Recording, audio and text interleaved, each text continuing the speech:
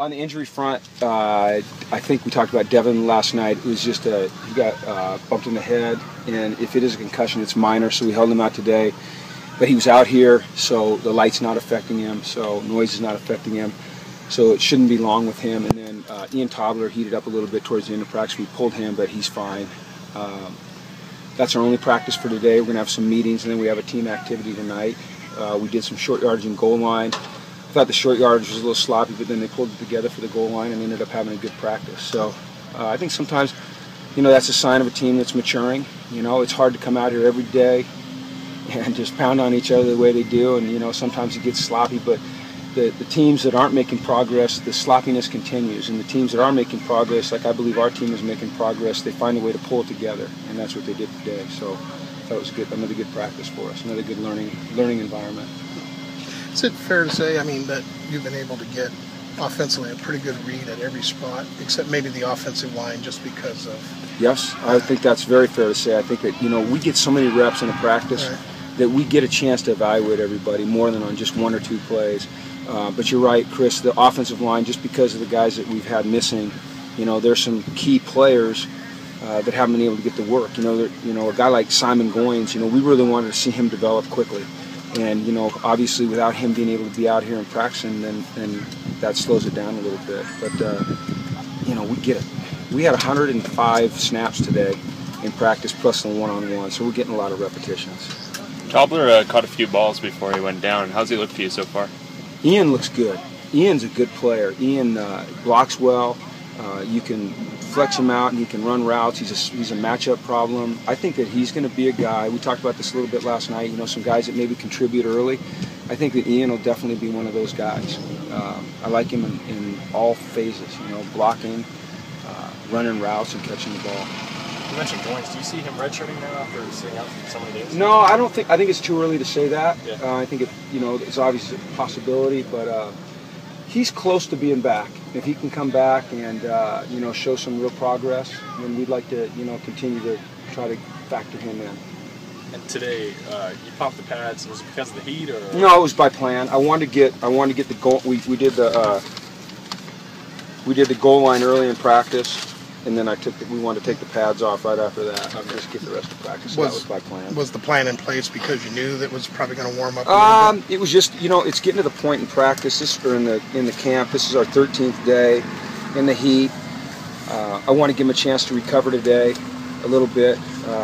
That's why we came out early, and we'll come out tomorrow and have two. But it was always basically the plan to do that.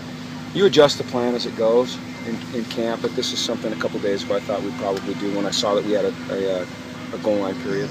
Has Torian White indicated when he'll undergo his corrective surgery? No, but it'll be sometime before the Rice game, and I don't even know exactly what the procedure is, but evidently it's not very invasive and he should be okay. Are there any special messages, ideas that you're trying to impart to your linebacking core through training camp?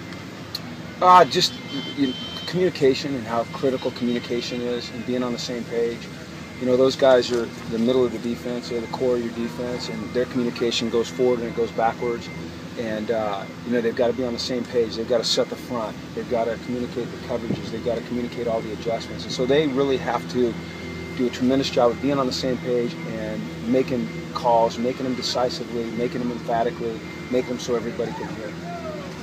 You guys aren't doing a lot of live hitting this camp. Can you just talk about that decision and what went into it? Yeah, we're doing a lot of what we call thud periods, and so it's a little more than a tag off, but it's less than taking a guy to the ground. And we had a really physical spring, and we got a lot of tackling in. We are, what's the date today? I don't know. Tuesday, 14. So we're about 2 weeks away from our first game, and I think it's important that we stay sharp. One of the things, if you listen, you hear me emphasizing is play entry and leverage for the defense. And I don't believe that you have to necessarily take a guy to the ground to put yourself in position to finish the tackle. The risk that you take when you don't go live is that in that first game there are some missed tackles. The risk that you take if you go live is that you get somebody hurt this close to the season. And so I think that if we do a good job of focusing through the end of the play, not necessarily taking a guy down, that we're going to get the best of both worlds right there. Was that by design, or was that after? No, that was by design. That was by design. The design was to have a really physical, intense, a lot of live in spring ball, kind of set the tempo that way, and then come out here and be physical, but not necessarily take guys to the ground. So when you say live to football players, you know, it's hard to say, hey, live but don't cut block, live but don't tackle low, live but, you know, don't take a shot on your teammate, because, you know, your mindset changes when you say live. And so the term thud for us indicates that we're going to stay on our feet, we're going to try, finish with our chest on you, you know. Backs know that you're going to get hit, so get yourself in a position to either, you know, deliver a blow or accept a blow, protect the football, and do all those things. But we're trying to stay on our feet as much as we can. What's the plan for the team bonding? Today? Yeah. Oh, we're going to have a great team activity today. Sauna? Yeah, we're just going to come out here. Yeah, just sit down. Sit in the sauna. Is there any trickery involved? No trickery, no. We're gonna go bowling, and we're divided into teams, and you know, it's not linemen together, and it's just, you know, it's kind of a mix, and we'll see who's, you know, it's going to be competitive. It's going to be like everything. It's going to be competitive. No, I picked them, just random, and so it should be fun. I mean, they deserve it. It's a chance once again to get together. Once again to be competitive. You know, there will be winners and there will be losers. They'll have fun with each other. There'll be guys that are bowling with each other that probably haven't talked a whole lot, you know, in their lives, and it's just another good chance to get to know each other. Is there any Vegas inside information about maybe No. who's a good bowler? I would say that one of the favorites is Coach Alosi, you know, East Coast guy, you know, bald-headed, kind of looks like a bowler. Is that because he's good, or they're scared to beat him? Well, I've heard he's pretty good. Okay. No, they're not. There might be a little fear in there, but I've heard that he's a pretty good bowler. Jim, you're getting to the end of this camp, which partly was about the bonding thing, and you're going to do the thing tonight. Has it gone pretty much to this point the way you wanted in terms of the team unity bonding thing? It's been better than I thought it would be. It's just been really a great experience for our players, for our coaches, for everyone up here. You know, whether it's our video department, our trainers, our equipment department, we're all spending a lot of time together. You know, you see groups walking around that wouldn't typically be walking around together. You see guys hanging out together that wouldn't always, you know, typically back at Westwood be hanging out together. I think guys are getting to know each other a lot better. I think there's really good competition on the field, and I think there's really good camaraderie off the field. And so it's been a success for us from that standpoint. Coach, we weren't out here the last few days. I want to get your thoughts on Patrick and how much his team will miss him, and kind of things that he brought on and off the field. Any one guy in particular?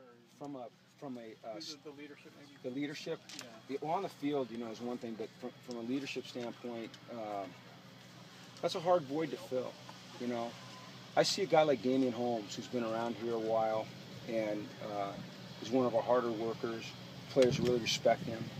I see him being a guy that, you know, partially fills that void. I think a guy like Tevin McDonald, Andrew Abbott, they partially fill that void. The one thing we don't want any of those guys to be is something that they're not. You know, they have to do it their own way. They're not going to be Patrick, and we don't want them to try to be Patrick. They have to be genuine. And I think that defensively we've got a good nucleus of guys that have leadership ability. We'll miss Patrick, but you know, Patrick will fill that void a little bit too when he comes back. He will. You know, if he's in the meeting, or if he's on the field during practice, or if he's on the sidelines during a game, there's still going to be a level of accountability to who he is and what he represents. I think that'll be felt amongst our team. Okay? Okay, hey, thanks. All right, nothing today. Tomorrow.